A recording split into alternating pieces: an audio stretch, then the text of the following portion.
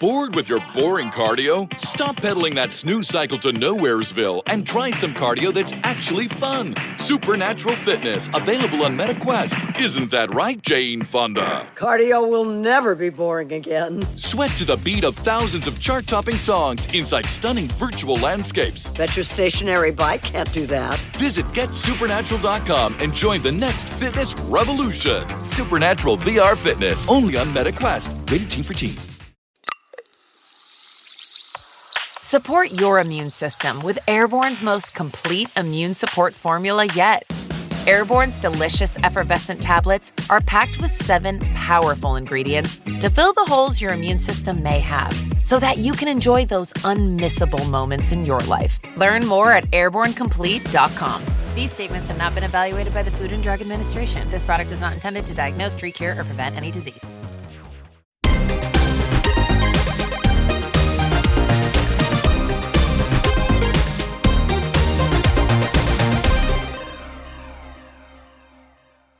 Hello, fellow gamers, and welcome to the Video Gamers Podcast. On this episode of This Week in Gaming, we're discussing Notch confirming Minecraft 2, Assassin's Creed Shadows getting delayed, some news on The Witcher 4 development, and more.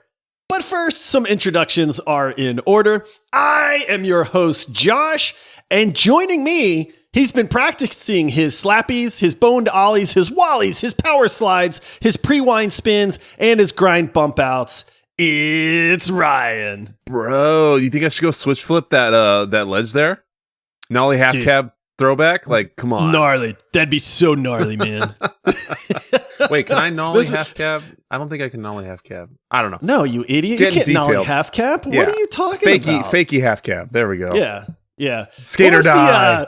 What was the move from Tony Hawk's where the dude Christ did Air. the Christ Air? That was one of my favorites, dude. Yeah. The Christ for Air sure. was great. Yeah, you're just flowing in the air, just spinning. Yep. Oh, man. So good. That was great. Well, if people didn't know, we're going to be talking about some skate here in a little bit. Yeah. But welcome into the show, everybody. Today's episode, we finally got some video game news, Ryan. We do. It's been a long time coming, so I'm excited. Apparently, all the news outlets take like this really extended break from like Christmas to like mid-January where they're like, dude, we don't feel like working. We don't want to talk about video games. There's no video game news. And we've been making the best of it. I got to say, we've had some pretty darn good episodes lately. Absolutely. Heck yeah, man. I'm excited. But we do like to keep people up to date with the goings-on in the gaming world, and so that's what these episodes are. That's why we call them This Week in Gaming. It's just to kind of catch you up on things that are going on in the gaming industry. We teased some of it. I mean, Minecraft 2? What? How is this thing flying under the radar? Right. So we'll talk about that story and some others. But before we get into that, Ryan, we got somebody to thank, man. Oh, do we? Well, whatever could it be for? It could be for them being awesome and making this podcast possible to the world. And that is a fine gentleman by the name of Technophile who signed up to support the show with Epic status. Epic! Going the extra mile to say, hey, Planet Earth, you need a good video game podcast, and I am the hero that's going to make that happen. Also, I hear that's the next Marvel Rivals character is Technophile, hero to the world for supporting the show. Yes, I would agree. I'm going to main Technophile for sure. Oh, absolutely. So thank you, Technophile, for supporting the show. If you want to be quite possibly the next superhero that is going to bring our smooth, buttery voices to the rest of planet Earth, and possibly space, because I hear they're kind of broadcasting this out into the universe at this point. We're in the cosmos, man. I think it's probably more like a warning than anything that says like, hey, these are the people that you guys this is what we have might here. come in contact with, so stay away. But if you want to help support this podcast, you can do that over at multiplayersquad.com, where you can sign up for as little as $5 a month, but it really does go a long way for helping us keep this content flowing, covering video games, providing news for people, and helping Ryan buy the latest battle pass in Marvel Rivals so that he could have his Moon Knight skin that he was really excited for. Luxury battle pass. Oh, yeah. Ryan! Luxury battle pass. I'm going next level, brother. You spendy person, man. Listen. I went with the basic battle pass, I was buying impressed. filament for the 3D prints for Fanfusion with my own money. I was buying games with my own money forever, and I buy one battle pass, and I'm getting gruff. No. You didn't buy one battle pass. You bought the luxury battle pass, right? I did. Listen, I live in a land of luxury with my Marvel's rivals. All right. Well, hey, you know what? Like I said, it's we do this for research. Yeah, Ryan. research So we had to purposes, know for sure. if those skins are good, man. Yep. We're doing it for the people. Yes. Invisible Woman skin man. is good. The Invisible Woman? Yes. Yeah, you can't see her, though. How do you know? Mental acuity, I guess. I don't acuity. Something like that. Oh my goodness! Oh man, Off the rails All right, already. Here we go. News stories before we get. I did almost have a different introduction for you because we're going to be talking a little bit about some really cool Stellar Blade news as well. But then I mixed it up right at the end because I was like, Ryan was a skater. He's going to know all these skate terms. or die, skate forever. Yeah. So, all right. Well, let's get into it because we actually have a lot of news to cover. So the first one, and I did tease this at the intro, is Notch, who is the creator of Minecraft. Yes. Filthy, stinking rich guy, by the way, yeah. at this point. You and I were chatting before we actually started recording, and fun little tidbit for people that are fans of Minecraft. Notch sold the rights for Minecraft, aka Mojang, the company, to Microsoft for $2.5 billion with a B. With a B. And then promptly just disappeared into obscurity while the world made Minecraft the most sold video game of all time, I believe. It's up there. This one's weird, man. You ever try to look something up on the internet and you can't get like a straight answer? Yeah. Oh, yeah. All the time. Try to look up like the video game that's the most popular, most sold video game. And it's like half the time you're going to see Minecraft. The other half of the time you're going to see Tetris. Oh, and it's like, I don't know if one actually has like more monetary sales, but one has like more actual like number of sales, or I don't know. You know, we're not accountants. We're not mathematicians. But what we do know is some Minecraft. So yeah. Notch goes onto social media and he creates a poll that says, hey, what kind of game would you guys like to see me create? And he came back afterwards and he basically goes, hey, this I just like confirmed Minecraft 2 to everybody. And so I'm making it. Yeah. Like, I don't understand how this is not just all over the place, man, because I think this is one of those cases where people don't really believe it until they see it, kind of thing.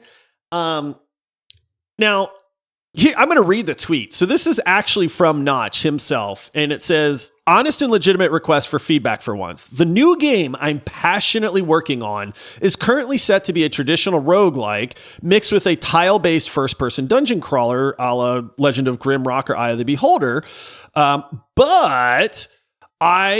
But then I got to thinking that maybe there are people who like my work, but might not share my taste in retro nostalgia and would prefer for me to make a spiritual successor thing to Minecraft. And I mean, sure, I'd take that cash. So market research, I'd be happy to oblige either. Which one would make you happier? Now, this got 286,000 votes. This was not like 14 people voting on this, right? 81.5% of people said, make Minecraft 2, boomer. Do it now. It's literally the option. And so, number one, that's an overwhelming majority of people that said, dude, we want Minecraft 2. Yeah. But so then Notch comes out and says, hey, based on this, I guess people actually want me to make another game that's similar to the first one. And he said, I'm loving working on games again. Now, in a follow-up tweet to this poll that he put, he comes out and he says, I basically announced Minecraft 2. That's the first sentence of this whole tweet. It's a long tweet, so I'm not going to read the whole thing. But, like, I know that you and I are a little bit older, and I know that any parent that has kids who love Minecraft kind of begrudgingly go, Is that your feeling for Minecraft, Ryan? Honestly, thankfully not anymore, because my son's graduated to games like Marvel Rivals and actual video games that are fun. Actual good, decent games. The thing that I'm curious about with all this is like, if it's gonna be a successor and it's gonna be second, like, what does he do? Is he gonna make the graphics better, or is he going to leave them blocky kind of the same way to have that same feel? Like, I mean, it's an open kind of crazy world where you just build and craft and do all these things. Like, what would a second game look like? Like, what would be the sequel to that? I don't know, to be honest. And I do know that he was clear that it cannot be like a mimic of Minecraft, because there's some agreements that were made in this $2.5 billion sale. So he can't just come out and make another Minecraft and then call it Minecraft kind of thing. So, as we have seen, you can copy Minecraft to a certain degree and then call it whatever the heck you want at that point. But he did kind of expand on that a little bit. And he did say, hey, if Microsoft wants to bring me on board and have me actually make what we will call Minecraft 2, I will 100% be happy to do that. I'll even cut them a share that is well beyond what the norm for the industry would be for that, just so that we can do it. So he's kind of well aware of like the legalities and stuff. But one of the things that he did confirm is that he said, I absolutely am making a game. Okay. Like, this isn't, I'm thinking about it. This isn't, hey, wouldn't it be cool if Minecraft 2 ever came out? I mean, he confirmed that he is back to making video games. And so we'll see what happens with that. It's funny because you think you'd see a little bit more chatter about this online. Yeah, that's weird that it doesn't seem to be popping off like you would think for something this big. I think people are kind of going, well, we need to see something. Yeah. Give us a concept, give us a trailer, give us just an idea. I mean, I've always said, as much as we don't like Minecraft, part of it is that it just kind of looks kiddie. But you give me a really spectacular looking survival crafting game with the creative and the oh my goodness, what's the mode? Adventure mode or whatever the real survival mode is. Survival. Thank you. I was mode. like, what the heck's this mode called? When creepers will blow you up. Yeah, exactly. So it's like, but I mean, that could be pretty fun, man. Yeah, so we'll see what happens. That would be good if they can do something like that. But yeah, like you said, we'll see what happens. Definitely in its infant stage, but man, it's not like he's short on funds, so he can definitely go in. You talk about a game that's hard to follow up, right? Like, we're getting more and more like Half-Life 3 rumors, and they've said, hey, at this point, what do we have to really gain by making Half-Life 3? Because unless it's like the best game ever made, people are going to be disappointed. Minecraft 2, I feel like, kind of falls into that category where it's like, it better be better than the original at this point. So I don't know. We'll see. There's nothing out there as far as anything visually to see other than his tweets, which you can check out. But yeah, we'll see. Again, Minecraft 2. Sure, you're excited if you are under the age of 25. I mean, you were a huge Rocket League player. If they come out and they say we're making Rocket League 2, it's like, okay, well, what are you gonna do? I mean, what could you do? Like, what are you like? What would that be? What would that encompass? So, like, that's where my mind goes to with Minecraft. Like, what can you do that's different? Yeah, but we'll see. And then there's all the Minecraft spin-off type games. There's the Minecraft Realms where it's almost like Roblox, where people have made 1,000 different games within Minecraft. Yeah. So it's kind of almost like an infinite like platform as far as creating other fun spin-offs and stuff like that. So, all right, Ryan. Oh man, this one, I don't know why I sound like, okay. Everybody that knows me knows that I have a little bit of a dark side. You also have a little bit of a dark side. We have made it very apparent that, you know what? You give me a choice of a lightsaber.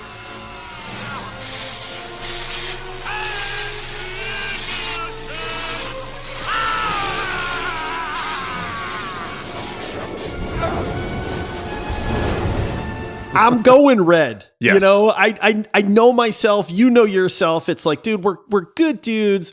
We do. We're family friendly, a lot of good things. Yeah. But at the same time, everybody's got a little bit of a dark side to them. And part of our dark side is just kind of digging at Ubisoft a little bit. And, it's like, I get that this is not good news, okay? I'm going to preface this by saying that, but at the same time, there's just a teeny little part of me, Ryan, that I just kind of go like, ha ha, I told you. Poor Ace. Oh, man. Well, what's even worse is we've converted Ace. Yeah. Ace is like, Ubisoft is dead to me now. Yeah. And I'm like, what have we done?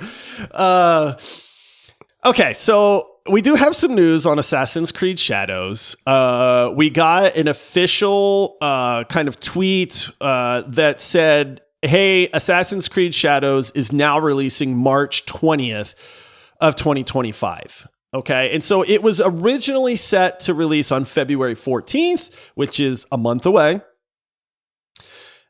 There was no issues with development at this point. There was none of this stuff. It wasn't like, oh, we may not make this deadline. You know, we're really struggling to get this game released or any of that stuff. I mean, it was ready. Yeah. And then they tweeted this. I'm going to read it for people just to give some context to this, because then we're gonna dig at them a little bit. And it says, "Dear players, we want to extend our heartfelt thanks to our incredible fans and dedicated teams for your unwavering support since our announcement in September to further refine and polish Assassin's Creed Shadows. Since November, we've been thrilled to share our progress through gameplay overviews, and the overwhelming excitement has truly inspired us. Each week, we brought valuable feedback from our community. While we've already made remarkable strides, we believe a few additional weeks are needed to implement that feedback and ensure an even more ambitious and engaging day one experience. Accordingly, the new release date is March 20th of 2025. We remain committed to delivering a high-quality, immersive experience fostered by ongoing dialogue between our players and development teams. We know you're eager to learn more about Assassin's Creed Shadows, and we're excited to share that more updates will be coming your way very soon." Dude. Ryan, let me just ask you. Yes. Do you believe that them delaying this has anything to do with implementing feedback and ensuring an even more ambitious and engaging day one experience? I'm going to take what is no. Yeah. Now, are there any other games that might be big title games that are releasing, I don't know, right around the second week of February? I feel like maybe one or two might be pretty dang big coming out in February, but I don't know. That's just me.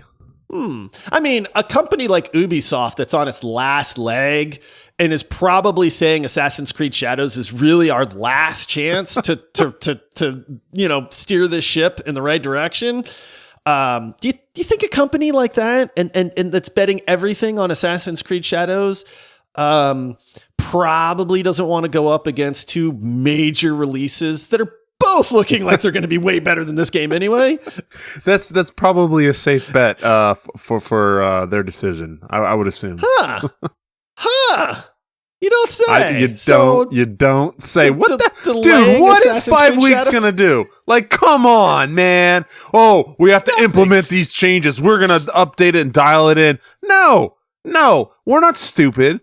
We're not stupid. Well, we're not entirely stupid. Okay, I was going to say, we are kind of stupid, but not fully stupid. We're not fully stupid. We're not all the way stupid. We're smart enough to understand when, when your kid, tries to do the same things you did as a kid, and you're like, come on, buddy. Like my son all the time. He tries to tell me I can't pause it. I can't back out on a game. I'm like, bro. I was like, I played this game. Come on, man. Come on. Just we don't even have to do this. Come on. And so it's just, they're just trying to like pull the, it's almost more insulting than just saying, exactly. Hey, those are some pretty awesome games. We commend them on their development and what they're creating and what they're releasing. We feel that it's going to be best for us and to get engagement and get people's eyes on this game if we release in March, and that's what we're going to do for the interest of our game and our company. Okay. It's like, have some faith in your game, but also I respect that, but this is garbage. I hate this stuff. I don't like this stuff either, and I can't remember the company that came out and said, hey, we're delaying our game because there's too many good games coming out. We don't want to have to compete with that. We feel like it would be better for gamers and better for us if we simply just delayed the game a little bit longer so that people can actually play this without competition or other games. And then I'm pretty sure that was Avowed. Actually, it was Avowed. I think it was, yeah. Yeah, and then it was like, well, Kingdom Come Deliverance 2 came out and said, hey, we're going to release right around then too. And then it was kind of like, dang it. Well.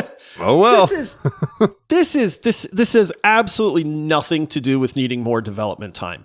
This is 100%. We don't want to go up against Avowed, and we don't want to go up against Kingdom Come Deliverance 2.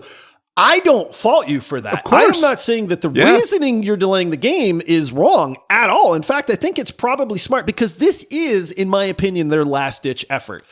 The problem is that when you give this fake PR speak to say that, oh, well, we're implementing feedback from people and we want to make it more ambitious and engaging on a day one experience, it's like, dude, just be honest, man. Yeah. You know, the other thing is, if Assassin's Creed Shadows is not the game that some people are hoping it is going to be, and I know you and I have talked about this and we're not convinced that this game's going to be like the savior for Ubisoft. If nothing else, you can go, oh, you know, man, this game would have been so great. It would have been so good, except these other two games released. Yeah, exactly. So I'm not buying it. It's just another thing that irritates me about Ubisoft and the way that they kind of can't just relate to gamers directly. So I don't know, man. Fix your problems, Ubisoft. Dude. They're not. They're just trying to hide. Well, that's them. the thing. It's like if you're, just to make it just blatantly obvious, like if you were like a soda manufacturer guy and you're selling your own soda brand and you're going to this big festival, and on the day you wanted to go there, Coke and Pepsi are there. And you're like, well, you know, I'm going to perfect my recipe a little bit longer. We're going to come in 2 weeks or 4 weeks when they're not there. You know, but that just happens to be when I'll be done perfecting my recipe. No. Look, Coke and Pepsi are there. I don't want to battle against them. I'll go in 4 weeks when nobody else is there and I'll be the main show, you know. It's just, we're not stupid. We see right through it. But at the same time, you know that you have an inferior product if you're not willing to go up against Coke and Pepsi. Exactly. You know what I mean? Because you're like, hey, look, my soda's pretty good, but it ain't like Coke or Pepsi, man. So it's like, I don't really want people to realize that my soda's not as good. Which has me worried about this game too. Like, well, exactly. That's the thing. Like this is not a brand new series or like a new launch with IP like that is new, that doesn't have a long-standing like fan base. You know, we mentioned Ace, huge Assassin's Creed fan. I played the originals. Like I loved them. And I kind of fell off because they weren't very good. And for them to come in here and just not even be willing to like duke it out, like, all right, let's go. They're not confident, dude. And there was a day when an Assassin's Creed release would make other developers be like, no, exactly. No, we're not going up against Assassin's Creed, dude. Delay it. We can't do that. And now they're like, we don't care. Yeah. you delay your game, Ubisoft. Oh, man. Oh, boy. All right. I mean, we've probably kicked that horse enough for this episode. Kick it more. Kick it. I know. All right. Let's take a quick break, and then we're going to talk about a game that I know we're both excited for, and that's a game called Skate, and we're going to talk about that right after this short break. Sergeant and Mr. Smith, you're going to love this house. Bunk beds in a closet? There's no field manual for finding the right home. But when you do, USAA Homeowners Insurance can help protect it the right way. Restrictions apply. Bored with your boring cardio? Stop pedaling that snooze cycle to Nowheresville and try some cardio that's actually fun. Supernatural Fitness, available on MetaQuest. Isn't that right, Jane Fonda? Cardio will never be boring again. Sweat to the beat of thousands of chart-topping songs inside stunning virtual landscapes. Bet your stationary bike can't do that. Visit GetSupernatural.com and join the next fitness revolution. Supernatural VR Fitness, only on MetaQuest. Rated T for Teen. All right, Ryan, Mr. Skater Man. Let's play. Mr. Christ Air 360. Bro, I wish I could do a Christ Air.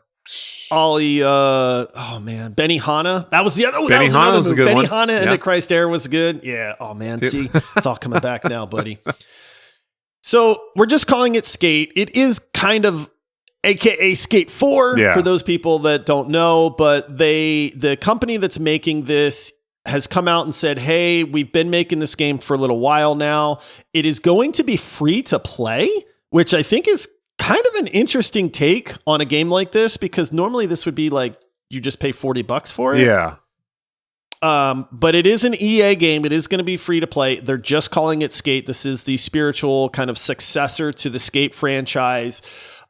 They are actually doing their console play testing is happening, this is kind of big because it means the game's far enough in its development that they're getting people in there and they're letting them test these things out. I watched, admittedly, I told you right before we started recording, I said, dude, I don't know that I've actually seen gameplay for this. Yeah. Prior to now, I'm familiar with the series and I loved Tony Hawk, their games. So I'm pretty excited about this, Ryan, but as our resident skater dude, why don't you talk about this one a little bit? I mean, you're excited for this game, why and what's your hopes for this? I am excited. I mean, it's like you said, it's been in development for quite some time. But it is that successor, but more of that sim style, realistic kind of skating, exposure type game. Like it is not that you're not going to get that 25 combo move thing and just jump over buildings and do things like that like you do in Tony Hawk. So it's going to be a little bit different, a little more realistic, but man, I sure hope this game is good, because I still to this day I'm just, it's when you take that on and you become like, quote unquote skater, it's just like in your blood. And you can't get away from it. So anytime I see things, I still, I broke my wrist a couple years ago skating because I'm a big old goofball trying to do more than he could in a big old 14-foot bowl, and snapped my wrist. Haven't skated too much after that, but I still love it, and it just never leaves you. So playing a game like this is just something that, I really hope that they do well with the production of it. They develop it. They've had plenty of time. So I think I don't have any doubts, honestly. It's just one of those things. It's like, get it here. Like, I'll release it. I wonder, fix the kinks, fix the bugs, and then just release it. My only concern with this game is the world, have they moved past that like gameplay loop? Like we had the Tony Hawk's remake that came out. I remember being very excited about it, picked it up the day it released, played it, honestly a pretty good bit. But then just kind of went like, I've been here before. It's kind of the same. It's what I remember from like my teenage years and, chilling with my buddies and stuff like that. And trying to, like you said, trying to put together like the biggest combos and high scores and stuff like that. And, we kind of see this a little bit where I am, famously a very big fan of the Twisted Metal series and that kind of vehicular combat. And I really want to see, anytime somebody's like, what's a series you want to see remade? I'm like, Twisted Metal! Yep. Give me more Twisted Metal. Yes. But it's like sometimes the world just kind of moves on. And like my only concern, and this is not like slandering the game at all, but like my only concern is, has the world kind of moved on from like the whole like skating type game? Now, I will say that the gameplay that I saw looks very good. There's like really good camera angles. Like you said, it's a little bit more of the sim type skater versus like the arcade skater like Tony Hawk's would be. It doesn't mean that you're not dropping 20 feet into a half pipe or like launching over some ramp and doing a cool like backflip or something like that. But that's really my only concern on this. Now, this game it's been in development. You said it's been in development for 4.5 years. It's releasing into early access after 4.5 years of development, which does make me kind of go like, is this not ready after almost 5 years of development? But it's also been 15 years since Skate 3 came out. Yeah. So it's been a long time, man. So I really do want to see this game succeed. I know that, like you said, I'm not a skater, but I love Tony Hawk skating games and I loved watching the X Games and stuff like that. So it's like I have a kind of like an innate appreciation for it. So I am excited, but I'm also a little cautious as to like, is the world ready for this? That's the thing. I think, late 90s, early 2000s when a lot of these games came out and skating was a lot bigger too. There wasn't, nowadays you have how many different systems, how many different mobile deck systems, a million different games. There's just so many options to when there was a lot less back then. So people that didn't skate could appreciate a game like this. So it's just, is it going to hit people in the right kind of points to where even if they're not skaters or if they don't care about that, they'll still enjoy the game. I am curious on how they'll do it with like being kind of that free to play style. Maybe if you want to unlock Rodney Mullen or something like that, you got Bob Burnquist, get the battle pass to get the right skaters, the old school skaters you want, which I may fall into that trap, but you never know. Oh, yeah. I'll be honest. I couldn't name a skater, like a popular skater that's from the last 5 years. Like I've been out of that kind of mindset for a while. And like I said, it's kind of my concern with this too. But if you're on console, and I don't know why they're snubbing the PC crowd here either, but if you can actually sign up for the console playtesting right now, because they're getting people signed up for that. Ryan, we've got a few more stories. We're going to kind of speed this up just a little bit. This has kind of become the Marvel Rivals podcast over the last last few episodes. You know what? I got no shame, man. Yep. Because the rest of the world is loving Marvel Rivals, and we love it when people are having fun together and they find video games that they can play. We're seeing people grouping up on our Discord server and playing. We have played... we're playing nightly. I mean, it's one of those things where Marvel Rivals has taken over the world. As kind of an update to that, they kind of finally came out and they said that Marvel Rivals raked in $136 million in its first month. Dude. That's a lot of money. Now, I know people go, well, 136 million. That's in 1 month. 1 month. And that was before season 1 even released, dude. Like, I mean, I know I bought the battle pass. I did too. You bought the luxury battle pass, apparently. They got 20 of my dollars. They are predicting that Marvel Rivals will actually exceed $1 billion in revenue in its first year, which means that's a whole lot of cash. Yeah. And that also means that's a whole lot of popularity. So they're predicting the annual revenue to be about $1.36 billion. This is what people and all these developers are chasing. We saw it with Concord. So with all these live service games, right? This is why all these companies want to make these live service games and why a lot of them whiff. But if you hit $1.36 billion, dude, that's a lot of money. That's a lot of money, man. All you got to do, just make a good, fun game that has an awesome loop that you can continuously play and you continuously feed them content. I mean, which is the perfect setup for Marvels because how many million superheroes they are. And even if you don't know them, you may like their playstyle or their character once you get on it. And it's free. So anyone you're you should hop on. It's free. Just download it, try it out. If you don't like it, no harm, no foul. It's man, like you said, it's a risk, but man, when those hit, $1 billion, that's a lot of zeros, buddy.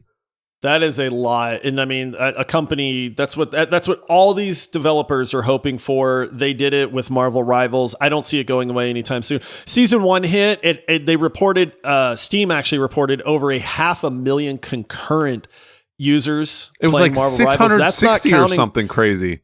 That's not counting consoles. That's just Steam. Dude. So this game is massive. It is worldwide. If you're not at least trying out Marvel Rivals, jump on board.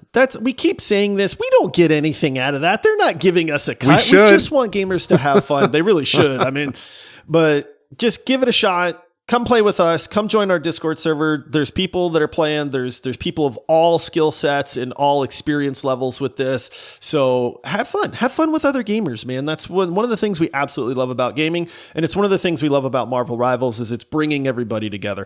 Honestly, I can't think of another game that's done this since Helldivers 2. Yeah, no, exactly. I mean, it's been almost a year now since Helldivers 2 released, and this is the only other game that I can think of where it's a huge portion of gamers have kind of come together to enjoy a video game together. So, speaking of really good video games, Ryan, we don't really have to dive into this one, but CD Projekt confirmed that The Witcher just turned 10, so happy birthday, Witcher 3. Happy birthday, you're 10 years One old. of the best games ever made. Yes. I love it anytime we see somebody say, hey, I'm diving into The Witcher 3 for the first time. And we always go like, oh man, you're in for such a ride. Oh yeah, by the way, just make it past the first 6 hours. Yes. Get to the Bloody Baron. I promise you. Yeah, and then you'll understand what the heck everybody's talking about. But they also did confirm that right now they have over 100 devs working on The Witcher 4. They also went on to talk about how they have had some of the same quest designers that have worked for the company through Witcher 1, Witcher 2, Witcher 3, and are now working on The Witcher 4. And we have always said that the side quests and the quests in Witcher 3 are some of the best that gaming has ever known. And for me, knowing that the same people are working on Witcher 4 just gives me a ton of confidence. Now, Ryan, you said something just disgusting and mean and unruly to me before we started recording. And I want to see if you're brave enough to say that on the air about Witcher 4. What? That you're a little hesitant, that you're not sure it's going to be fantastic. Well, I'm just a little worried. You never know. I just cautious optimism. Cautious optimism. It's just one of those things, man. It's hard to follow up some of these that are really just is. the greatest game ever made. And we talk again, like you mentioned earlier, Half-Life and stuff. It's people are going to go, people move on to other jobs. Yeah, we have some of our old staff here, but it's sometimes it's that group that makes the magic happen. Everybody together puts in that little bit that all kind of meshes together. And so if it's not there, you're always kind of playing with fire, so you never know if it's gonna hit or not. And so, I don't know, dude. I hope so, man, because I know just as much as you, I love this series. Witcher 3 is one of my all-time favorite games ever. I have a lot of faith in Witcher 4. I also understand the thinking, because there is that fear that it's please don't mess this up, man. Please don't. There's a ton of risk. Honestly, I think the risk almost outweighs the benefit, except that if it's fantastic, Witcher 4 will be a worldwide phenomenon at that point. Yeah. But yeah, it's super risky, but I also am glad that we're getting it. All right. Stellar Blade. The developer for Stellar Blade, which I have not played yet, I'm very grateful to hear that it's coming to PC in 2025. I will absolutely be picking this game up.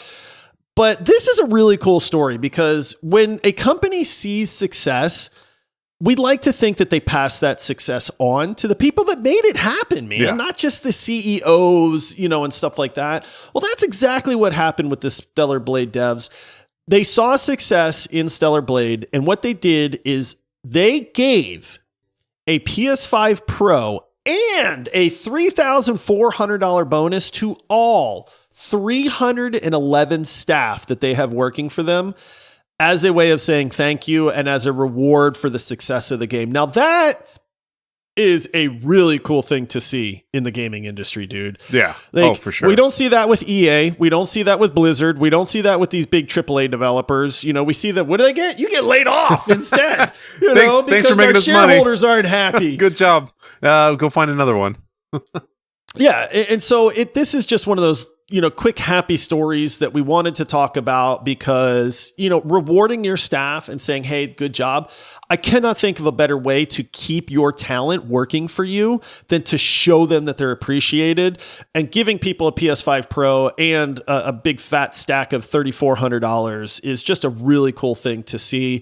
So kudos to Shift Up, who is the developer on this. They had a good year. Stellar Blade was not the only reason or the only game that they released. Apparently they have some action RPG mobile game that's doing better than Stellar Blade's doing, but they said that Stellar Blade is still consistently selling pretty well. So just I'd like to see other devs take a page from that notebook. Oh, heck yeah. I mean, and that's going to entice people so much more. And it's, what is it, 311 you said? Yeah, staff? 311 employees. So that's roughly based on the money and then the PS5, that's 1.3-ish million that they just popped out just like that, for their staff, which is, that's pretty cool, man. When other companies are giving people a pizza party. Yeah. Oh gosh. Yeah. My wife comes from the corporate world, and I'm not ashamed to say it. It was Bank of America. You scum of the earth. But Unless you want to, sponsor us or advertise or whatever. I'm sure we can work something. Then we can totally work something out. This episode. But like they would do that all the time. They do these dumb little pizza parties or this or that. We hit this quota, and then it's like, oh, by the way, you're not getting a raise this year. And then their CEO goes and gets some huge bonus. So to see a company do this to repay and kind of give it back to the people, like that's who makes your company run. So it is cool to see a larger company do that for its people, man. It's rare, honestly, unfortunately, but it is. Yeah, it shouldn't be, but so we did want to end this episode on just kind of a happy note. With, like I said, other developers take a page out of this book, treat your employees well, let them know that they're valued, and you're probably going to get better employees that are going to make better video games and, stick around for the long haul there. Simple as that. Well. So, yeah. All right. Well, that does it for this episode of This Week in Gaming. Thank you for hanging out with us. Thank you for chatting video games. It's the reason we do this podcast is we are gamers just like you. Gamers love to talk about games. They love talking about, this kind of stuff. And so this is why we do what we do. If you enjoyed this episode and you haven't done it already, make sure you follow us. Click that plus button, that follow button, that subscribe button in your podcast app. That way you get all our episodes the day that they release. If you want to be like Technophile and support the show and go the extra mile, you can sign up over at multiplayersquad.com. For as little as $5 a month, you get some awesome perks in return. You get ad-free episodes, you get early access, you get cool Discord perks, and you get a shout out on the show as well. But yeah, that's it for This Week in Gaming. Until next time, happy gaming. Come play Marvel Rivals. We serving cake to everybody. See ya. Woo, the cake shop's open.